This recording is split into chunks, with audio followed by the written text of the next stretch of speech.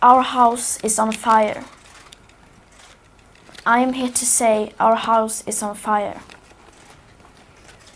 According to the IPCC, we are less than 12 years away from not being able to undo our mistakes. In that time, unprecedented changes in all aspects of society needs to have taken place, including a reduction of our CO2 emissions by at least 50%. And please note that those numbers do not include the aspect of equity, which is absolutely necessary to make the Paris Agreement work on a global scale. Nor does it include tipping points or feedback loops, like the extreme powerful methane gas being released from the thawing Arctic permafrost. At places like Davos, people like to tell success stories, but their financial success has come with an unthinkable price tag.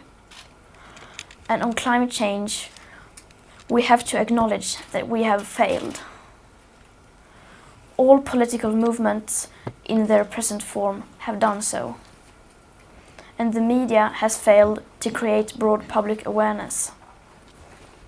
But Homo sapiens have not yet failed. Yes, we are failing, but there is still time to turn everything around. We can still fix this. We still have everything in our own hands. But unless we recognize the overall failures of our current systems, we most probably don't stand a chance. We are facing a disaster of unspoken sufferings for enormous amounts of people.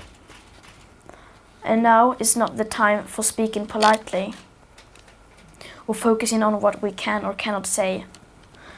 Now is the time to speak clearly. Solving the climate crisis is the greatest and most complex challenge that Homo sapiens have ever faced. The main solution, however, is so simple that even a small child can understand it. We have to stop the emissions of greenhouse gases. And either we do that or we don't. You say nothing in life is black or white, but that is a lie, a very dangerous lie. Either we prevent a 1.5 degree of warming or we don't. Either we avoid setting off that irreversible chain reaction beyond human control or we don't. Either we choose to go on as a civilization or we don't. That is as black or white as it gets. There are no grey areas when it comes to survival. Now we all have a choice. We can create a transformational action that will safeguard the future living conditions for humankind. Or we can continue with our business as usual and fail. That is up to you and me. Some say that we should not engage in activism. Instead, we should leave everything to our politicians and just vote for change instead. But what do we do when there is no political will? What do we do when the politics needed are nowhere in sight? Here in Davos, just like everywhere else, everyone is talking about money. It seems that money and growth are our only main concerns.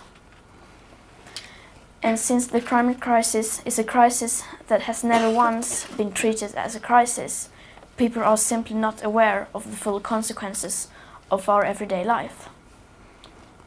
People are not aware that there is such a thing as a carbon budget, and just how incredibly small that remaining carbon budget is. And that needs to change today.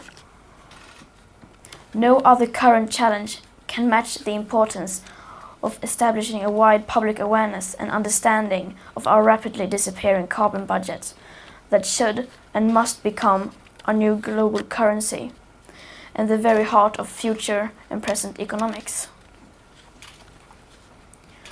We are now at a time in history where everyone with any insight of the climate crisis that threatens our civilization and the entire biosphere must speak out in clear language, no matter how uncomfortable and unprofitable that may be.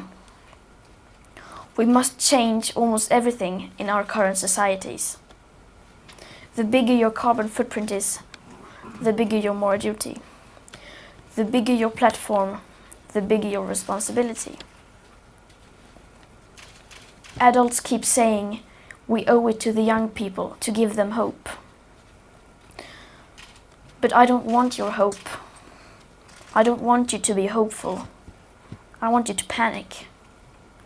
I want you to feel the fear I feel every day. And then I want you to act. I want you to act as if you would in a crisis. I want you to act as if the house was on fire. Because it is.